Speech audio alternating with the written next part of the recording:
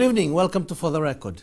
Tonight is Census Night, the night that starts off the 3-week process that is held every 10 years to collect data and information on the population and household characteristics of the country. I am joined this evening to discuss this once-in-a-decade exercise by Emily Soderberg and Rupeni Tawake, who are part of the Fiji Census 2017 publicity team. Welcome to the show.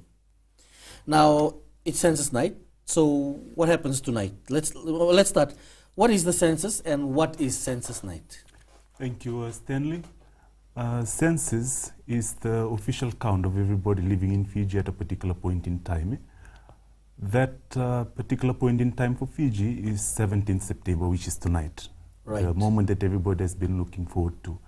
And Census Night means that each and every person in Fiji will be counted or will be enumerated to wherever they will sleep tonight.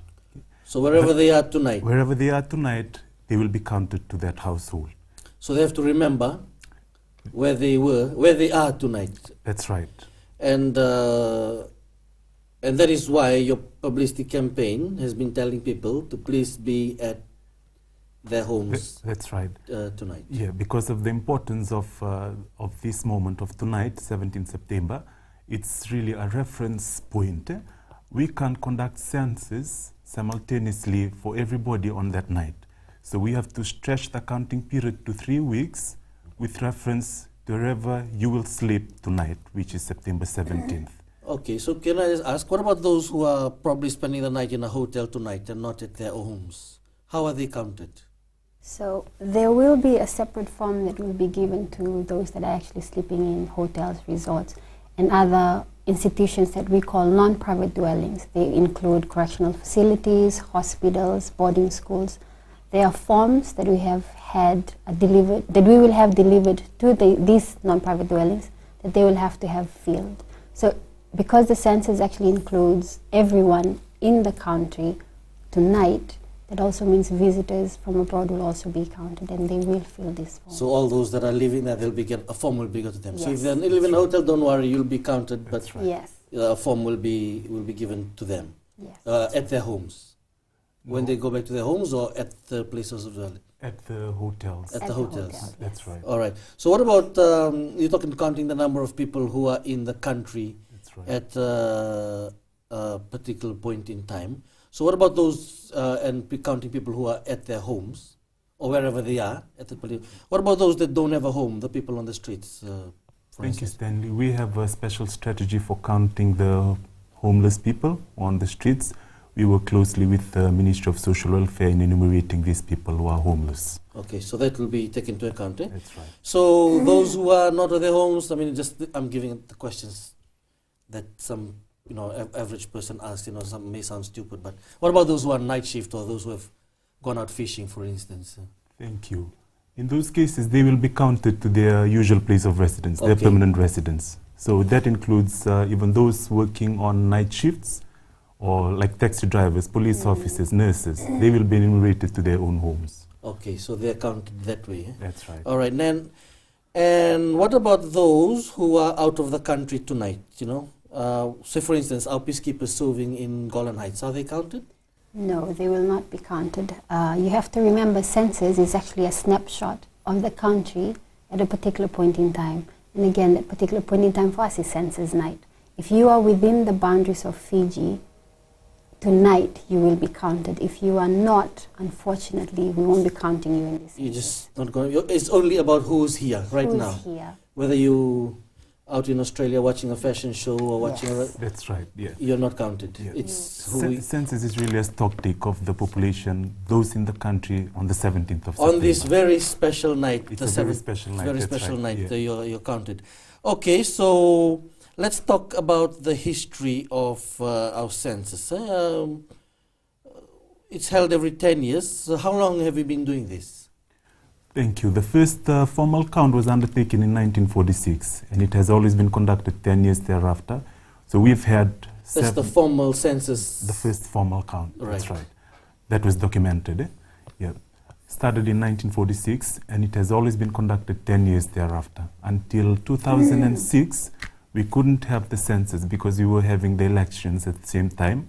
So the census has to be carried forward to 2007. We were having the 2006 elections. That's right. And so the census got moved to moved to 2007, and here we are, 2017. So this Yes. is the special night that we're talking That's about, and we'll go on later about how important it is. So let me just get one misconception that I keep hearing, or it could be. Are you conducting the census for the next elections? The 2018 elections, or this is a totally separate process? It is a totally separate process. As I had mentioned earlier by Rupeni, we've been having the census every 10 years. Started in 1946. In 2006, it was moved to 2007 because of the elections. This year is the 10th year. We are mandated to conduct the 10-yearly census. Okay, so nothing to do with the elections, No. just to clarify. They will be, however, coming to us for information that will be useful for them in terms of comparing numbers of those that have registered the voting age category and against the population that we will be able to cover in this census. In this census, okay. Households will be visited by enumerators, who are the people who will be collecting the information over the next 3 weeks. And how do you identify them, these people? All our officials will be carrying with them an identification card that is provided by the department. A valid ID card? Yes, a valid ID card. Okay, so when they turn up home, who will they be speaking to, or who will they want to speak to, or who will they need to speak to for this census to work? Our census officials, they've been trained to interview the head of the household. In the absence of the head of the household, it would be the most knowledgeable member of the family. What we want is accurate statistics, accurate information. So if they turn up to the house and the mom and dad are not home, like they're out working, who do they interview? They will be interviewing the most knowledgeable member of the family. It could be a mature person, but we are not expecting a 6-year-old or 7-year-old kid to be answering on behalf of the household. Okay.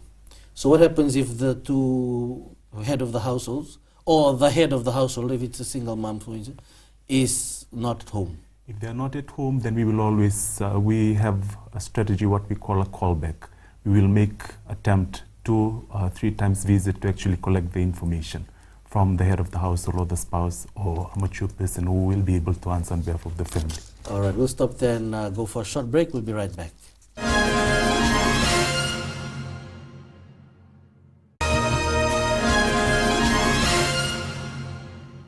Welcome back. You're watching For the Record. We're discussing the 2007-90 Census Night. We've discussed what Census Night is.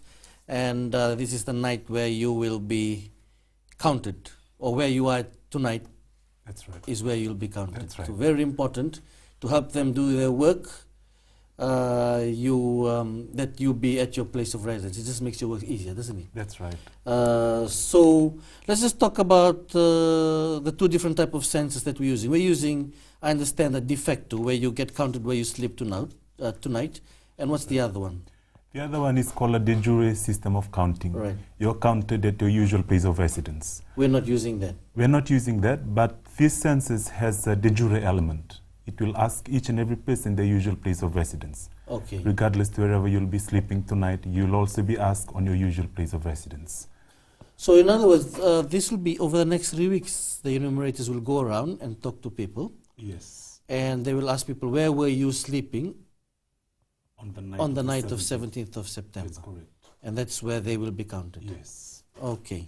So you'll be visiting all households, urban, rural areas, outer islands, settlements. Yes. How confident are you that you'll be able to reach all of these people?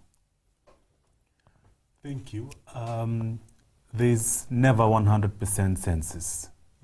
But our aim or our goal is to maximize census coverage, to maximize population count. We are going to reach out to all the divisions, all the outer islands. We've had 2 teams deployed already to the Lau group. A team has already been deployed to the Lomaviti group. Another team will be deployed on 17th of September to the Northern Division. And currently, we've sent out our officials to the rural areas of the Central Division and the Western Division. As I've mentioned already, we want to maximize coverage, and we are looking at covering as many people as possible. That's why we have the de facto So system. even in the small outer islands that have a population of 50 or 60, They'll be counted. they'll be counted. Everybody will be counted. You've That's right. made effort. So, Yes. so if you can just outline your operational plan, how you aim to reach all these households. How do you plan on doing that? Okay, so we have 4 offices. We have one in Suva, one in Nandi, one in Lotoka, not Lotoka, Mba, and one in Lambasa. Suva, Nandi, Mba, and Lambasa. Yes, they each have operational centers. Right. So Suva office covers the Eastern Maritime Islands as well as the Central Division. With the Mba office, they have 4 operational centers. So we are covering the areas that the Mba office would normally look after. Suva has 7 operational offices. They are spaced out to, they're centered out in areas where we have a lot of, you could say a lot of population. We have one in Korovo, one in Sawani, one here in Suva. We have a few operational centers in all the different divisions, so we are pretty confident that we will be able to cover all that. Yes.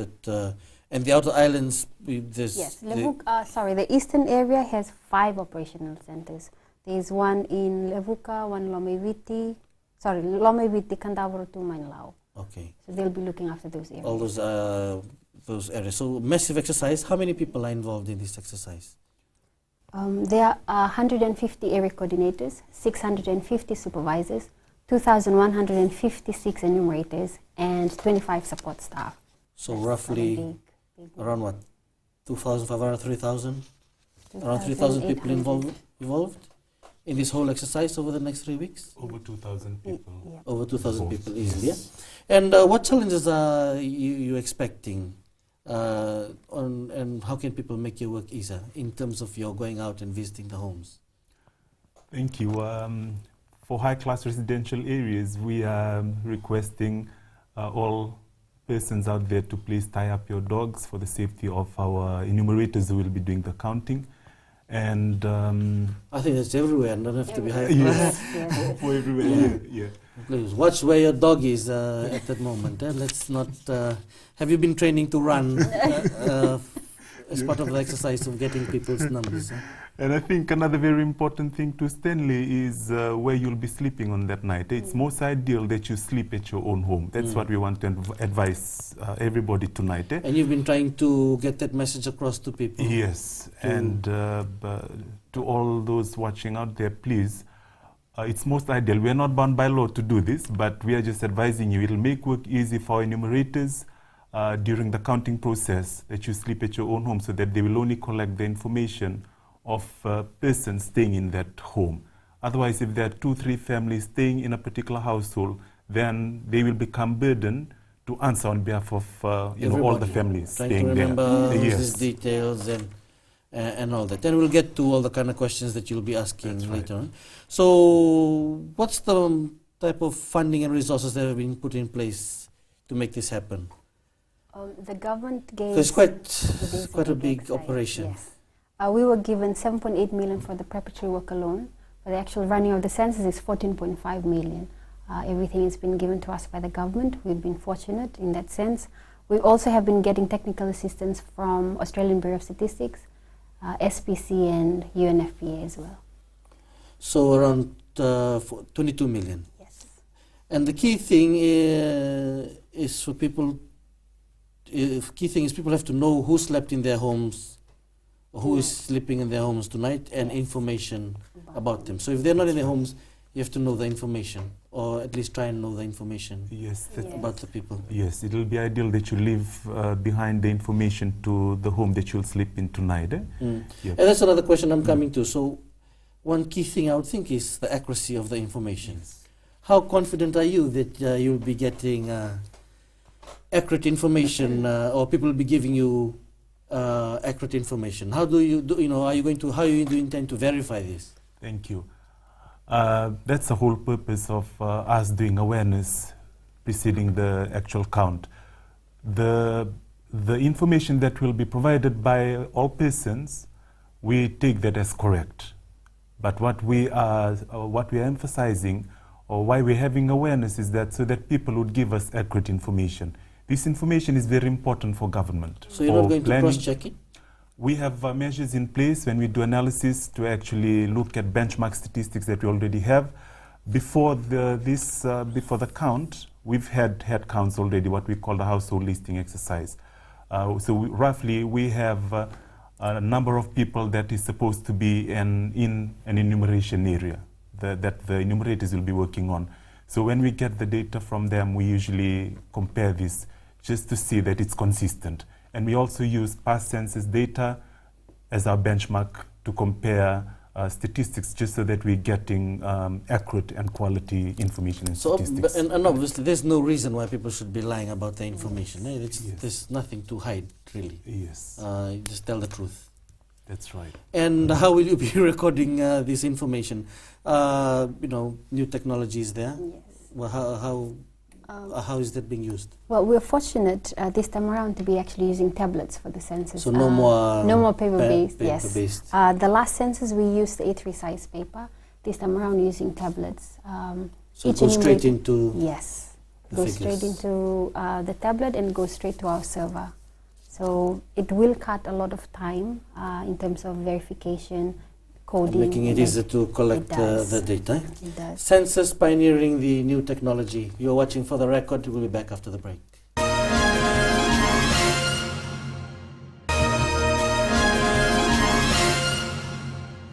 Welcome back. You're watching For the Record. Now, let's start to talk about the kind of information that that you'll be looking for the census.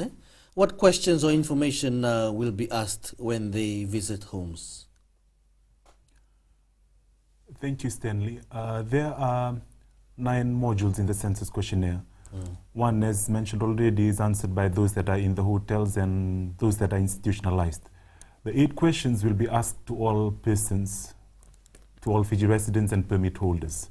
Okay, and out of these 8 questions, 7 will be answered by males and 8 will be answered by females because of the inclusion of the fertility and the mortality modules. That's right. There are a range of questions that is asked to each and every person, and each and every person's record will be taken separately for each household member. Okay. I think that's important to note. Sorry, say that again? Each and every person will have a form. We'll have a form recorded for each and every member of the household. Okay. Okay. And there are questions that will be asked to each and every member of the household. Okay. Even the child? Depending on the age. Okay. If it's if it's an infant, then obviously they won't be able to answer any questions. So what's the lowest age? We'll be listing down all the household members. Really, we believe that a person who is about 6 years of age would be able to answer questions. And the questions, the responses to their questions will really be with their parents or whoever will be answering on behalf of the household. Okay. So that's interesting to note. I didn't know that. I thought it was only asked to the head of the households. Yeah, it's asked to the head of the households, but the questions will be for the individual members. Okay. Their records will be listed separately. Okay, so you talked about there's 8 modules will be asked to the people, and we will go through each of them to ask what are you trying to find out from each of them. But then you also have one question to the non-private dwellings, so you speak. So that's boarding schools, hotels, resorts, as we discussed earlier, the correctional, what about those correctional facilities? That's right.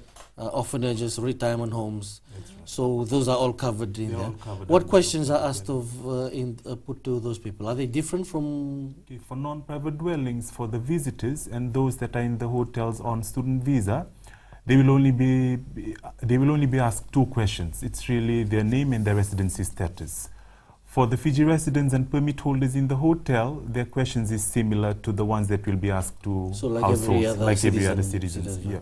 So let's go through each model and let's see what information you're seeking and how you'll be used. So one of the first one is population and migration characteristics. So you're saying here that you will ask the names of everyone that slept in the household on census night, which is the names of everyone wherever they're sleeping tonight. That's right. And you will ask, the age, the date, place of birth, the residency and the marital status, the religious affiliation, and the usual place of residence. So what are you trying to find out here with this information and these questions that you're asking? Thank you. With the questions that we're asking, Remember that the objective of having the census is to get the population size, the structure and distribution. And this module will answer those questions. Okay. So we'll be able So to... this is more or less the basic questions. The of basic census. questions, yeah, that's right. Like to tell us the population of The the population country. size, Yeah. how many people there are in Fiji, by ethnicity, how many are there in the different provinces, in the different tikinas, and of course, how many are males, females, and by their religious affiliations. Gender Breakup, yes, it's ethnicity really desegregated, yeah. And whether we are a young country or an aging aging country. Yes. And so how useful is that information? Thank you. Let me just give a very basic example. During the tropical cyclone Winston, the National Dismect Office, they used data from us to actually allocate assistance to the areas that were affected. So the department provided the National Dismect Office with a number of people by gender in the different areas that were affected by the tropical cyclone Winston. Yeah. And this number becomes very useful for the allocation of resources in the different provinces, and given that census is the only source of small area data. Okay. Yeah. To know So what's it's very happening. important, yeah. And religious affiliation, it's also important to find that out? Yes, it is. In terms of planning, when it comes to dispatching resources, it would be good to know the kind of religious affiliations that this particular population is connected to, with regards to food rations and other resources that might offend them. Right. So this is why it's also important. It's key to create. So let's go move on to the next module, which is housing and income.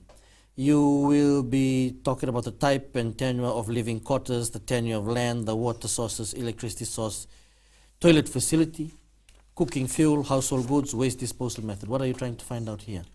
Thank you. Housing and income module is a very important module. Remember that this is not, it's not only a population census, it's a housing and population census. Okay. So, with this module, we're able to gauge the welfare, of a family, their standard of living. So it's very important that we know the sources of drinking water, the toilet facilities that they are using. Will this help find out sort of the poverty levels in the country and yes. such? We are also able to capture that from this So pretty information. critical exercise It's a in very terms critical- of defining how our country has moved. That's correct. So very important the part there. What are some of the other uses of this housing and income, apart from that? Thank you. Apart from that, it's also important to the different line ministries. For example, Water Authority, we'd be able to provide them the households in Fiji with the source of drinking water. I think water is a very important issue, and the source as well is very important.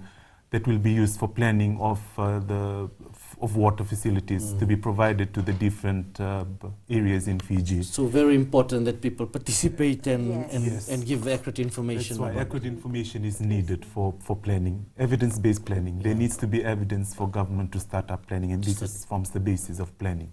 All right, we will go on to the other models later, but you've heard there how accurate, we've heard there how accurate, how important the accuracy of the information and people participating in this process.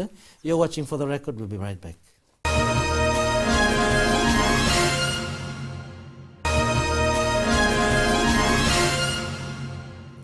Welcome back, watching For the Record. Now, we have been talking about the modules that will be asked, or the information that you're seeking, and let's continue with them. We've discussed population and migration characteristics. We've discussed housing and income, how important it is to be providing this information to the people who are coming to take the enumerators over the next 3 weeks that this will be happening. That's right. Okay, so the third module is on agriculture and fishing. You're asking here, has any member of this household conducted any agricultural activities in the last 12 months? And the purpose of the activity. What's the purpose here? Thank you, Stanley. This was a special request from the Ministry of Agriculture. From the questions on agriculture. So this is the first time we're asking. It's the first time we're asking these questions. That's right. I thought so. This is the first time we're asking these questions. We are going to ask each and every person of the type of agricultural activity that they're engaged in, and the purpose of this activity. Okay, from this module, we'll be able to capture the proportion of the population that is engaged in subsistence farming, and also farming that is used for commercial farming for sale. That's right. So what about those that are just farming, planting a few tal or tapioca in the backyard? They answer this as well? Or? Yes, we'd be able to capture. So even in urban areas, if you're planting something, that will be recorded. It will also be. I think it's very important to. One of the data that is always hard to capture is the informal sector data, and this question will be able to capture that. Yes. Yeah. But it'll be particularly evident in the rural areas and the villages, to see whether it's still whether we're still a subsistence farming based, or we're moving to more commercial based one. So important stuff. And there's this other new one that's being asked for the first time, I understand, which is functioning challenges. And I understand this is for people living with disabilities, right? So you're asking the level of challenges and any difficulty with self-care. Quite a good thing to be asking these things, Emily. Yes, it is. Yes, as you had mentioned, this is the first time it's actually been done, and we're hoping that the outcome is really good, because this information will be useful to a lot of ministries. Ministry of Women, Children, Poverty Alleviation will find this useful. Ministry of Health, Ministry of Education. This is where we'll be able to identify people with functioning challenges, their geographic locations, and even break it down by gender, age, marital status, the number of children they have, educational attainment. And it will help improve the care to this group that is largely being neglected or forgotten, the forgotten men and women of the past. Yes, and it also in some ways ensure that their rights under the Constitution is protected and taken care of. Yes. Quite pioneering. You have communication, internet, and financial inclusion as well that will be asked. Yes. And you're asking their access to the internet, who's the internet provider, and the access to financial services. Yes. So this, I understand whether they have insurance. What is this? What are you trying to? What type of information, and what's the use of this one here? Thank you, Stanley. Access to internet and internet provider, that's very important. Those are very important variables being asked for the first time. Everybody, a lot of us, the majority of the population, I might say, particularly in the urban sector, we have access to internet, and it's important for the government to know, and also for the internet providers to know the extent of the coverage, and also if there are barriers to access. I think that's very important. And with access, so whether we are fully into the digital age, or we're still far off from it.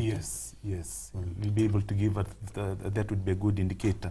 And with access to financial service, this is a very important section 2 of the questionnaire, because they'll be asking all persons if the type of bank accounts that they have and the frequency of usage. This was a special request from the Reserve Bank. They'd be able to capture if there are people have bank accounts and if they are frequently using them. And if there is under usage of these accounts, there might be a need for intervention. So improving people's access to this. Financial services. You also will be asking people about their economic activities, or obviously the occupation, the employer, the type of industry, and the main source of income, which is good for the economic data of the country. That's right. Yeah, that's economic activities is very important. This is also a stock take of human resources. Okay, from this module, we'll be able to gauge how many people there are in the labor force, their qualifications, where would have they attained their qualifications from. We would also be able to see the shortage that is out there in the labor market, and even oversupply of labor. We'll be able to capture that from the will help, I would think, data. The government decide where to put resources towards human resource planning. Yes. So key stuff there. Education, of course, we will talk about if you've attended school, are you currently schooling, your current level of education, your main field of study, and the highest level of education completed. I'm taking here that this is to see the how well educated the country is. That's right. The literacy levels and stuff. Yes, and even we'll also be able to gauge the proportion of the population that would have dropped out of school. Right, the school dropouts. And and that links with the other ones about the employment and all that. And it's important to note that this data will also complement the data that is usually collected by the Ministry of Education. We use that as a benchmark. Thank you. A final one before we go to the break and then discuss why it's important that we participate in this process. The births and deaths. Basically, you're asking, have you, obviously this is for women, have you ever given birth? At what age? And how many that were born were born alive? So the mortality rate and infant mortality rate. Yes, yes.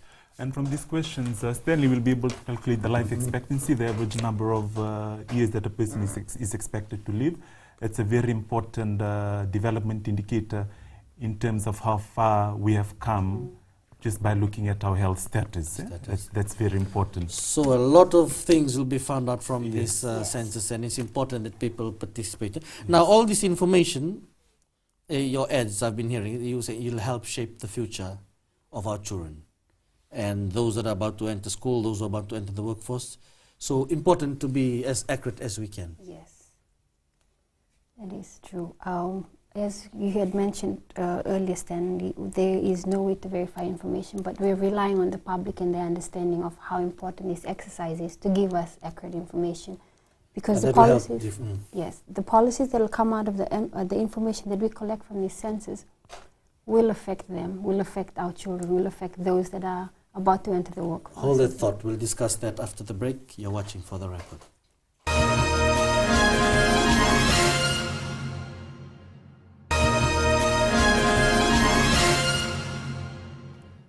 Welcome back to For the Record, discussing the very important night, census night, and the important process over the next 3 weeks, so to speak, on counting the number of people and gathering information about the household characteristics and population characteristics of the country. Now, it's held every 10 years. We have elections next year, and we're having elections every 3-4 years. So I'm taking that 3 different elections will be held before the next census in 2027.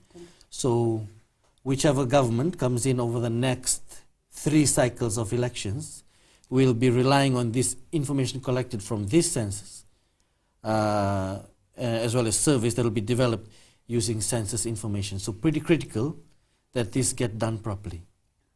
Yes, it's very important that this exercise is done very accurately. That's very important, because, as you've mentioned, the next between now and the next census, there'll be 3 elections, and all these 3 governments, they will need data to back up. Whoever it is, they'll all rely on this information. Rely on census data. Yeah.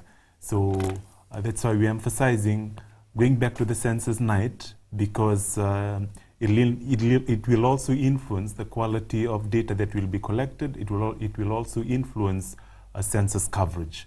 Okay, that's the 2 things that we're after. We're after full coverage and also data quality.